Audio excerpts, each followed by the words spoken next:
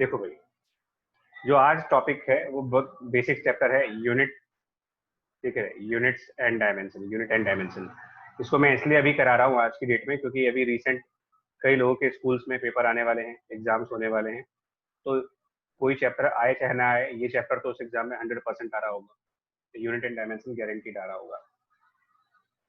तो ये क्या है इस चैप्टर में, देखो कि आप सब्जेक्ट पढ़ रहे हो फिजिक्स, ठीक है, और physics is all about experiments.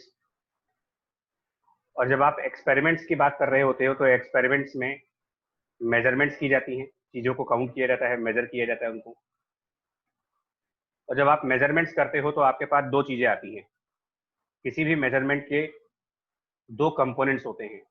Any measurement, आप कोई भी एक्सपेरिमेंट करो, कुछ भी मेजर करोगे अगर, तो मेजरमेंट के हमेशा ही दो कंपोनेंट्स होंगे। वो कौन से होंगे दो कंपोनेंट्स?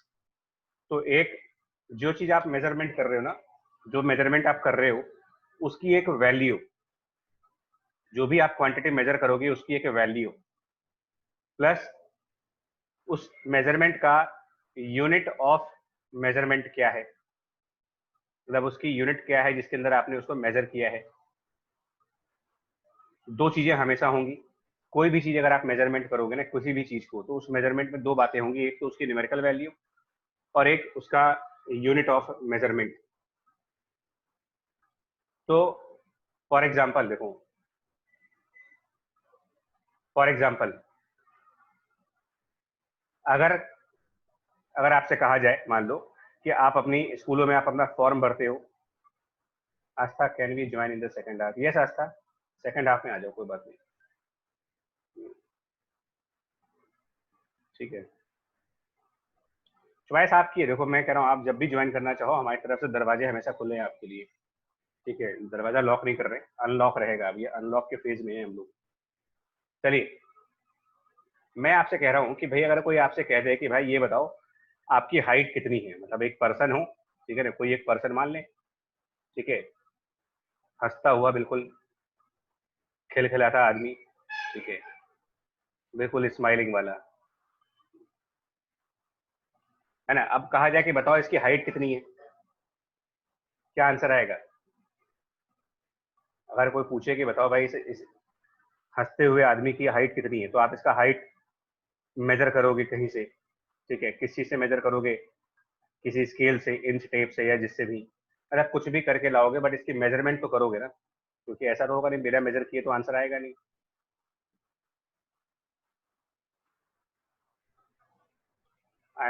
आंसर हो जाए सेकंड हाफ में आइए, सेकंड हाफ में मतलब अराउंड, आप ये मीटिंग आप देख लो कितना टाइम बचा है, उसके बाद सेकंड हाफ में आ जाओ, वो हो जाएगा। देखो,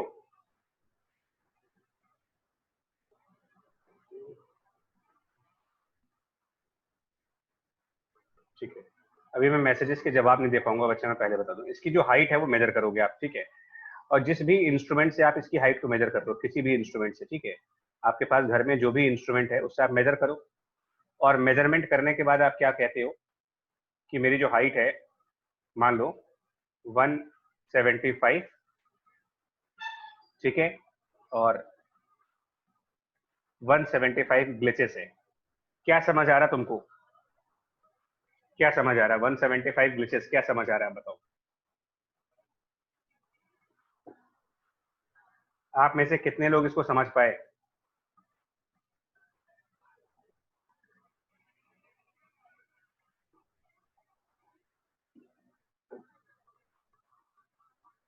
बोलो भाई। विरायक, क्या समझ आया बच्चा? हाइट इज 175 ग्लिचेस, क्या मतलब है? देखो, आप में से किसी का भी रिस्पॉन्ड नहीं आ रहा है, सर ये क्या लिखा है आपने, है ना, क्या लिखा है इसको? यस, यस भदौरिया कह रहा है कि सर ग्लिचेस इज यूनिट। आपको आइडिया है कि ग्लिचेस क्या होता है? क्या आपको पता है कि वन ग्लिच की वैल्यू क्या होती है? पुनीत कह रहा है रॉन्ग यूनिट है। देखो बच्चा, ये क्या है, कुछ भी राइट या रॉन्ग का चक्कर नहीं है यहाँ पर, कोई भी चीज राइट रॉन्ग नहीं है। ठीक है, देखो क्या है, मैंने एक ऐसी यूनिट यूज की है जिसको आप पहले से कभी नहीं जानते हो, मतलब इस यूनिट को आपने आज तक सुना ही नहीं है। तो ये नहीं कह सकते कि ये रॉन्ग यूनिट है। हो सकता है इस पूरे वर्ल्ड में कहीं पर किसी कंट्री के अंदर हाइट की ऐसी कोई यूनिट होगी, आप ये कैसे कह सकते हो कि गलत है? हो सकता है इंडोनेशिया के किसी गांव में ये यूनिट फॉलो होती हो, आप कैसे कह सकते हो कि ये यूनिट गलत है? हमने पूरा वर्ल्ड तो देखा नहीं है अभी तक। कहने का मतलब क्या है कि जब भी आप एक किसी भी क्वांटिटी को मेजर करते हो तो उसकी एक तो वैल्यू हो गई 175, ठीक है, दैट मीन्स वैल्यू का मतलब कोई नंबर होगा वहां पर, राइट। और वहां पर यूनिट ऑफ मेजरमेंट होगी, but that unit of measurement should be a known measurement, known unit. किसके लिए नोन होगी? आपके लिए या आप जिनसे कम्युनिकेट कर रहे हैं उनके लिए? एक यूनिट को आप कह रहे हो कि नोन, ऐसी यूनिट जो सबको पता हो, जिसके बारे में सबको पता हो, सबको पता हो, सिर्फ आपको नहीं। बिकॉज अगर आपको पता है और सामने वाले को नहीं पता है तो आप, ठीक है ना, आप एक स्कूल का फॉर्म भर रहे हो और आपके स्कूल के फॉर्म में ऑप्शन है right your height, right your age, तो आप अपनी हाइट वहां 175 ग्लिचेस लिख करके आ जाओ, स्कूल एडमिनिस्ट्रेशन समझ ही नहीं पाएगा कि आपने क्या लिखा है। तो प्रॉब्लम क्या हुई? प्रॉब्लम ये हुआ कि आप ऐसी कोई यूनिट को नहीं यूज कर सकते जो सिर्फ आपको पता है और औरों को नहीं पता है। बिकॉज हमारी कॉमन लाइफ में हम लोग मेजरमेंट्स करके किसी और को रिपोर्ट करते, रिपोर्टिंग करते हो आप, तो it must be a known unit to everyone. ऐसी यूनिट लगाओ जो सबको पता हो, ठीक है। और ऐसी यूनिट्स फिलहाल के लिए 3 है, नोन यूनिट्स टू एवरीवन। तो ये कौन डिसाइड करेगा कि यूनिट क्या होगी? कौन डिसाइड करेगा कि भाई इसकी यूनिट क्या बननी है? तो इसकी यूनिट्स डिसाइड करने के लिए एक ऑर्गेनाइजेशन है हमारे पास साइंस की, जो पूरे वर्ल्ड में यूनिट्स को अप्रूव करता है कि हाँ ये इसकी यूनिट होगी, ये इसकी यूनिट नहीं होगी। तो हमारे पास जो यूनिट ऑफ मेजरमेंट्स हैं, अगर हम ध्यान दें, ठीक है, नॉर्मली हम क्या होता है, नॉर्मली अगर आप आपकी हाइट पूछते हो तो हम लोग इंडियंस में अपने इंडिया के हिसाब से we give the height as 175 centimetre. अगर हम नॉर्मल हाइट है तो मेरी, अगर अब नॉर्मल हाइट है फिर हम कुछ नहीं कह सकते, बट नॉर्मल हाइट है तो आप यही बोलोगे 175 सेंटीमीटर। तो centimetre is the unit, 175 is the number. ये दो चीजें होगी यहाँ पर। बट अगर आपसे पूछा जाए कि ये बताए दिल्ली टू कानपुर डिस्टेंस कितना है, what is the distance between Delhi to Kanpur, तो अब आप क्या बोलोगे कि ये डिस्टेंस जो है वो अराउंड 440 है ना, अराउंड 440। क्या लिखोगे इसके आगे? मीटर, 440 सेंटीमीटर, 440 मिलीमीटर, या फिर 440 किलोमीटर? किलोमीटर, यानी कि अब आप एक अलग यूनिट यूज करोगे, ऑब्वियसली किलोमीटर ही आएगा इसका आंसर। तो 440 किलोमीटर, दैट मीन्स कि किलोमीटर। बट जब आपने एक किलोमीटर बोला, मैंने आपसे कहा किलोमीटर, तो आपके माइंड में पता है ना, आपके माइंड को पता है कि व्हाट इज 1 किलोमीटर। अगर मैं 440 सेंटीमीटर कह रहा हूं तो आपको भी पता है कि 1 सेंटीमीटर क्या होता है। You know how much length is equals to 1 centimeter. You know how much distance is equals to 1 kilometer. That is called unit of measurement. When we speak or when we say it is 1 centimeter, we all know that the distance of a given distance, a fixed distance, can be called as 1 centimeter. You cannot say this distance as 1 centimeter. You cannot say a very small distance as 1 centimeter. 1 centimeter is a predefined fixed distance.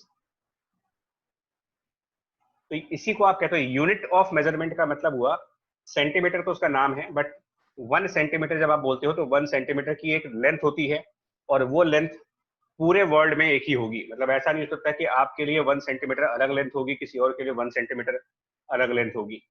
So 1 centimetre length will be same for everyone. क्यों? क्योंकि ये define किया गया है। तो अभी हमारे पास currently इस तरीके के 3 यूनिट्स ऑफ मेजरमेंट हैं। उसमें से एक यूनिट ऑफ मेजरमेंट है जिसको हम लोग कहते हैं एमकेएस, सिस्टम ऑफ यूनिट्स।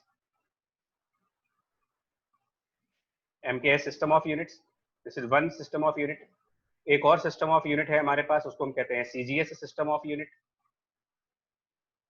और एक तीसरा सिस्टम ऑफ यूनिट और है, 3 सिस्टम ऑफ यूनिट्स हम लोग फॉलो करते हैं, 3 करेंटली। विनायक अब रुक जाओ बच्चे, है ना। 3 सिस्टम्स फॉलो करते हैं, CGS, MKS और एक और सिस्टम होता है जो हम कहते हैं FPS, FPS system of unit. तो आपको ये समझना इसकी नीड क्या है, सिस्टम बनाने की क्या है, यूनिट और उसका सिस्टम बनाने की क्या जरूरत होती है। बिकॉज सिस्टम बनाने से सबको उसके बारे में पता होता है कि ये यूनिट होगा।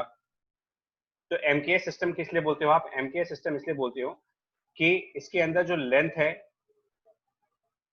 टाइम है और मास, ये 3 हमारी फंडामेंटल क्वांटिटीज हैं। इनको मेजर किस में करते हैं, तो अगर आप MKS सिस्टम के अंदर हो तो लेंथ को मेजर करा जाएगा in the unit of metre, time को मेजर किया जाएगा in the unit of seconds, mass को मेजर किया जाएगा in the unit of kilogram. But 1 kilogram की एक स्टैंडर्ड डेफिनेशन होनी चाहिए, 1 मीटर की एक स्टैंडर्ड डेफिनेशन होनी चाहिए। हम और आप अपने हिसाब से 1 मीटर को डिसाइड नहीं कर सकते कि हम किसी भी लेंथ को कह दें कि ये 1 मीटर होगा, नहीं कह सकते हो आप। उसकी एक ऑर्गेनाइजेशन है, पूरे वर्ल्ड में एक ऑर्गेनाइजेशन है जहां से ये अप्रूव किया जाता है कि यही लेंथ 1 मीटर होगी, यही मास 1 किलोग्राम होगा। CGS centimetre, time in the seconds and mass in the grams. FPS इसके अंदर हम स्क्वायर फीट का नाम आपने सुना होगा, ठीक है ना, मतलब स्क्वायर फीट में जैसे अगर आप बात करते हो तो फीट्स में आप मेजर करते हो इसको। टाइम यहाँ पर भी सेकंड्स में होता है और ये पाउंड्स में मेजर किया जाता है इसमें, मतलब जो, और ये एक्चुअली ब्रिटेन में यूज होता है, ब्रिटिश सिस्टम कहते हैं इसको, ब्रिटिश सिस्टम भी नाम देते हो, कि वो अपनी कंट्री में ये डिस्टेंसेस यूज करते हैं, ठीक है। ये तो ये भी एक प्रॉब्लम था 1960 में, 1960 में इस प्रॉब्लम को रिजॉल्व किया गया bye defining SI system. What is SI system? So this is system of international system, actually अगर proper word में लिखना चाहें तो it is the international system of units.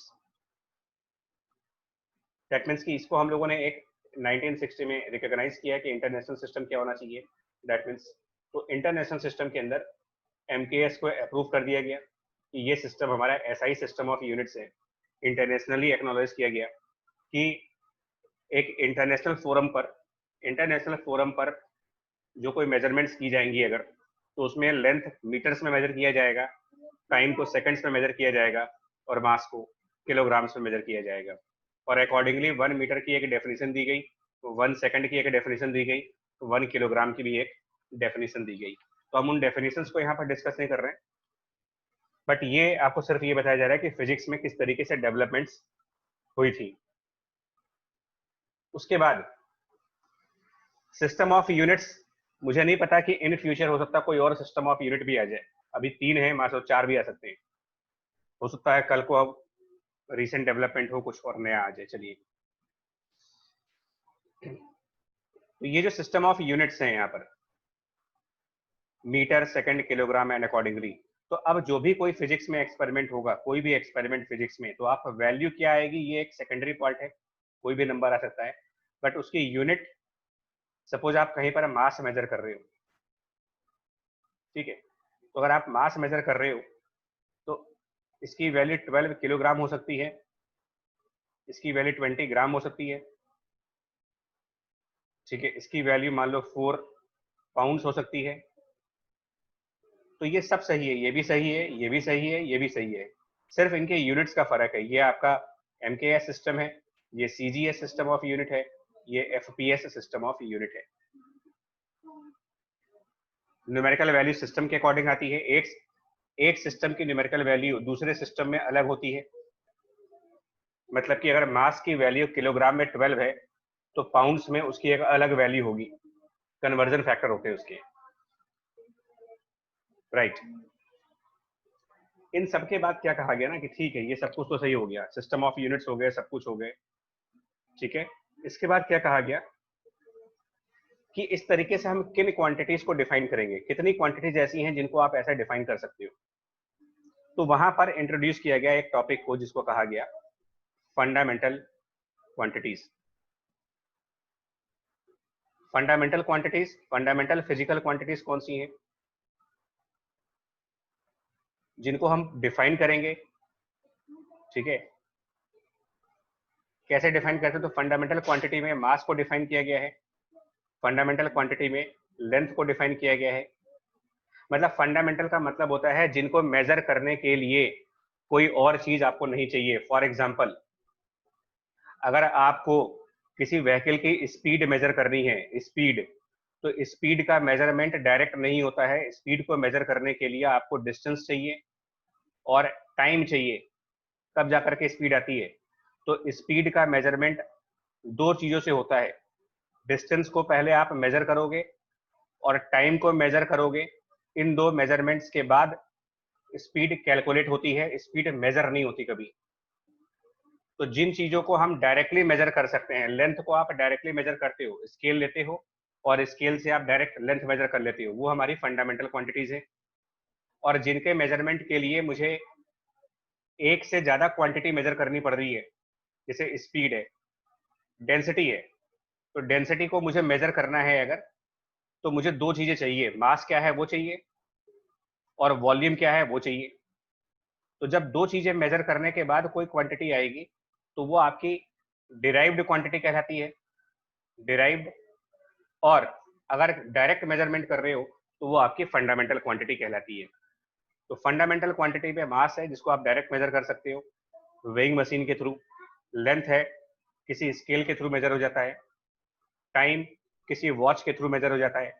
मतलब इनके इंस्ट्रूमेंट्स भी हैं, देखो इनका इंस्ट्रूमेंट है वेइंग मशीन, लेंथ का इंस्ट्रूमेंट है स्केल, टाइम का इंस्ट्रूमेंट है कोई वॉच ले लो आप। टेम्परेचर को डायरेक्ट मेजर किया जाता है, टेम्परेचर को डायरेक्ट मेजर करते हो, क्या करते हो, सिंपली थर्मोमीटर यूज करते हो, कुछ और नहीं करना पड़ता, थर्मोमीटर लिया और डायरेक्टली यूज कर लिया, टेम्परेचर आ गया। 5 और क्या क्या चीजें हैं इसके अलावा, करंट, किसी वायर में कितना करंट है उसको मेजर करने के लिए डायरेक्ट इंस्ट्रूमेंट है, एमीटर लगा लो, डायरेक्टली मेजर हो जाता है। और क्या चीजें हैं जिसको हम डायरेक्टली मेजर कर सकते हैं? तो आगे अभी आपका केमिस्ट्री चल रहा है उसमें आपने पढ़ा होगा, amount of any substance which is directly measured as moles in form of moles, ये मेजर किया जाता है एवोगैड्रो लॉ के थ्रू। हाँ जी आदित्य सही है, विनायक ठीक है। और एक और क्वांटिटी है जिससे अभी आप फेमिलियर नहीं होंगे, वो आगे आप फेमिलियर आएंगे, वो लाइट को लेकर के luminous intensity, related to the brightness of light, intensity of light. और इसके लिए ठीक है, मतलब इसके अभी हम इसके इंस्ट्रूमेंट की बात नहीं करेंगे कि इंस्ट्रूमेंट क्या है इसका, बट हाँ ये एक फिजिकल क्वांटिटीज है। अब इनके यूनिट्स क्या हैं, इन फंडामेंटल क्वांटिटीज की क्या यूनिट है आपको बताओ, क्या यूनिट्स हैं इन क्वांटिटीज के लिए, यूनिट्स क्या है? तो मास की यूनिट किलोग्राम हो सकती है, ग्राम हो सकती है और पाउंड्स हो सकती है, डिपेंड करता है आप यूनिट्स कौन सा यूज कर रहे हो। अगर आप एमकेएस सिस्टम फॉलो कर रहे हो तो किलोग्राम, सीजीएस सिस्टम फॉलो कर रहे हो ग्राम, और एफपीएस सिस्टम फॉलो कर रहे हो एल। लेंथ को मेजर करना है तो एमकेएस सिस्टम के अंदर मीटर, सीजीएस सिस्टम के अंदर सेंटीमीटर। और यहाँ पर कुछ गड़बड़ हो गया, एक मिनट गड़बड़ हो गया, रुको रुको, सही कर रहे हैं सही कर रहे हैं, रुक जाओ, अभी सही कर रहे हैं, सही कर रहे हैं, है ना? ठीक है, अभी आप अभी इसमें एक काम करिए, अभी आप इसमें कोई, ठीक है नहीं सही है, ठीक है, ये गड़बड़ हो गया, यहाँ सेकंड नहीं आएगा, ये थोड़ा सा गड़बड़ हो गया, ठीक है इसको सही, ये पाउंड्स के अलावा फीट में आएगा आंसर, ठीक है। टाइम के लिए तीनों जगह पर सेकंड है, सेकंड सेकंड सेकंड तीनों जगह पर है। टेम्परेचर के लिए डिग्री सेल्सियस और केल्विन है। तो अभी आप इन तीन की बात करो, इन तीन की, बिकॉज अभी हमारा जो प्राइमरी कंसर्न है वो इन तीनों पे है, बाकी चीजें अभी हमारे पास यूज में नहीं आने वाली। तो अभी क्योंकि हम लोग इन तीनों क्वांटिटीज पे ज्यादा यूज करेंगे, तो अभी के लिए तो हम इसको डिस्कस करने जा रहे हैं, बट हाँ इसको भी हम जरूर डिस्कस करेंगे, ऐसा नहीं इसको पेंडिंग में नहीं डालेंगे। अभी के लिए अभी के लिए पोस्टपोन कर रहे हैं इसको। तो ये 3 चीजें अभी हम लोग डिस्कस कर ले, उसके बाद आते हैं। ठीक है, आप समझ में आ गया कि इन सबको मेजर करने के इंस्ट्रूमेंट्स हैं। क्या स्पीड मेजर करने का इंस्ट्रूमेंट डायरेक्ट आता है कोई? मार्केट में जाओगे तो क्या आपको डायरेक्ट कोई ऐसे डिवाइस है जिससे आप अपने वॉक करने की स्पीड मेजर कर पाओ डायरेक्टली? यस बच्चा, रुक जाओ, टेम्परेचर में मत जाओ, अभी आप कंफ्यूज कर जाओगे, बता रहा हूँ, अभी कंफ्यूज कर जाएंगे यार। ये यूनिट वाला चैप्टर जो है ना, मैंने कहा इसको रुक जाओ, अभी हम इन तीनों को डिस्कस करेंगे। टेम्परेचर करंट की बात हम डिस्कस करेंगे, अभी नहीं कर रहे, अभी हम इन तीनों की बात कर रहे हैं। तो स्पीड मेजर करने का कोई इंस्ट्रूमेंट नहीं है। आपको लगता है कि इंस्ट्रूमेंट है, वो इंस्ट्रूमेंट डायरेक्ट मेजर नहीं करता। वो क्या करता है, अंदर अंदर प्रोग्रामिंग के थ्रू कैलकुलेट करता है। स्पीडोमीटर, गाड़ी का स्पीडोमीटर क्या करता है, खराब नहीं होता कभी। वो क्या करता है, वो एक कैलकुलेशंस करता है अंदर ही अंदर। आपकी गाड़ी चलती है तो मतलब चलने की डिस्टेंस और टाइम को लेकर के वो एक प्रोग्रामिंग करता है और वो कैलकुलेट करके डिस्प्ले करता है, वो मेजर नहीं कर रहा आपको। चलिए एनीवे, तो ये जो प्रॉब्लम हुई हमारी कि हमारे पास इतनी यूनिट्स हैं और ये सब कुछ चीजें हैं फंडामेंटल क्वांटिटीज में। डिराइव्ड क्वांटिटीज में अगर आप लिस्ट बनाओगे तो इन सब के अलावा जितनी भी चीजें हैं वो सब डिराइव्ड में है। स्पीड डिराइव्ड है, डेंसिटी डिराइव्ड है, एक्सेलरेशन की बात करो तो डिराइव्ड है, force mass into acceleration derived है, मोमेंटम डिराइव्ड है। इनके अलावा जितनी भी फिजिकल क्वांटिटीज हैं वो सब आपके डिराइव्ड लिस्ट में चली जाएंगी। नौ इसके बाद क्या हुआ, हम लोगों ने क्या किया, ये क्वांटिटीज हुई, इनके सिंबल्स हुए, ठीक है, यूनिट समझ में आ गई। हाँ जी, यस प्रेशर पे भी आएगा, ठीक है। अब आप क्या करोगे, फिजिसिस्ट लोगों ने क्या किया, जो फिजिक्स के लोग हैं उन्होंने, और जो साइंटिस्ट हैं उन्होंने क्या किया कि, ओहो क्या हो गया, एक मिनट लो,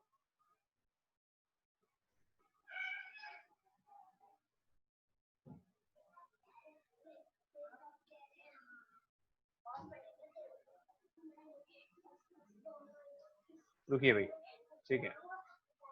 देखिए इन लोगों ने क्या किया, मतलब कि जब क्वांटिटीज बनाई, ठीक है, देखिए क्वांटिटीज बनाई, क्वांटिटीज के साथ साथ फिर इन्होंने क्या कर दिया यार कि ऐसे तो बड़ी प्रॉब्लम हो जाएगी। क्वांटिटीज, उसके बाद इनका यूनिट ऑफ मेजरमेंट। फिर उन्होंने कहा यार इससे बड़ी प्रॉब्लम हो रही है। क्या प्रॉब्लम हो रही है, मान लो क्वांटिटी मास है, तो यूनिट ऑफ मेजरमेंट तो इसका किलोग्राम भी है, ग्राम भी है और पाउंड्स भी है, 3 है अलग अलग सिस्टम के हिसाब से। फिर उन्होंने कहा यार लेंथ को मेजर करेंगे, तो ठीक है, लेंथ को मेजर करने में मीटर है, सेंटीमीटर है और फीट है, इस तरीके से। ये एक प्रॉब्लमेटिक चीज थी।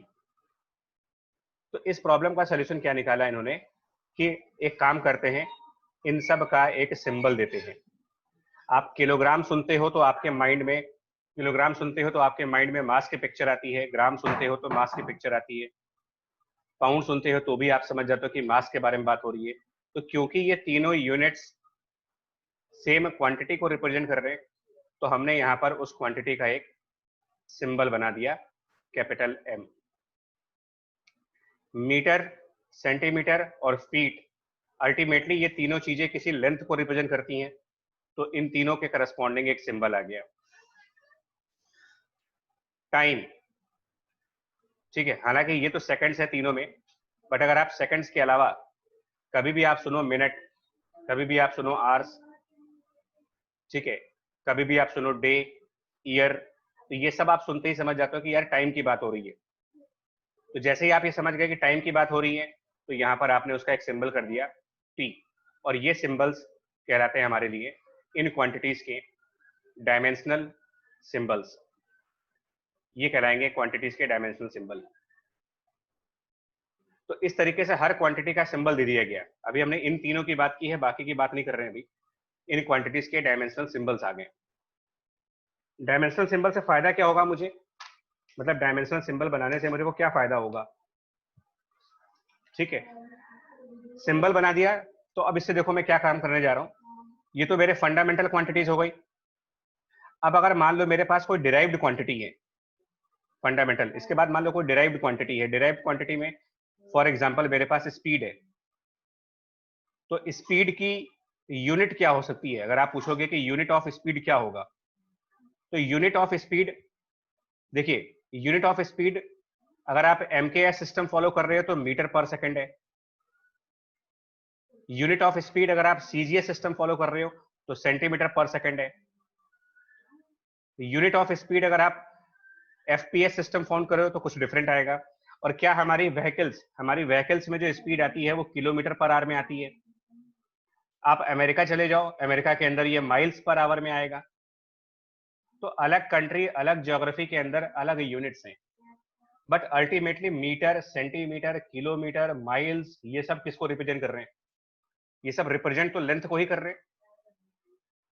तो एल सेकेंड और आर टाइम को रिप्रेजेंट कर रहे हैं, तो divided by T, L by T. ये जो एल बाय टी है, इसको आप कहोगे कि ये इसकी डायमेंशनल फॉर्मूला है। अब अभी तक डायमेंशनल सिंबल था, अब आप कहोगे कि ये डायमेंशनल फॉर्मूला है। और जो डायमेंशनल फॉर्मूला है, ठीक है, अब जो डायमेंशनल फॉर्मूला है, रुको भाई क्या कर रहे हो यार आप लोग,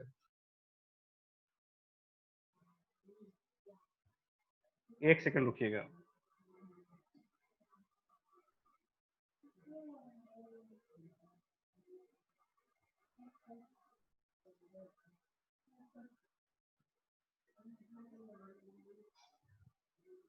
अच्छा रुकिए, मैं देख रहा हूँ, चेक कर रहा हूँ, कनेक्शन से मैं चेक कर रहा हूँ।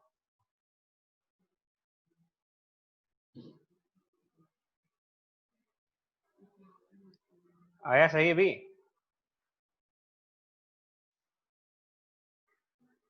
New screen is not, no अभी नहीं सही हुआ।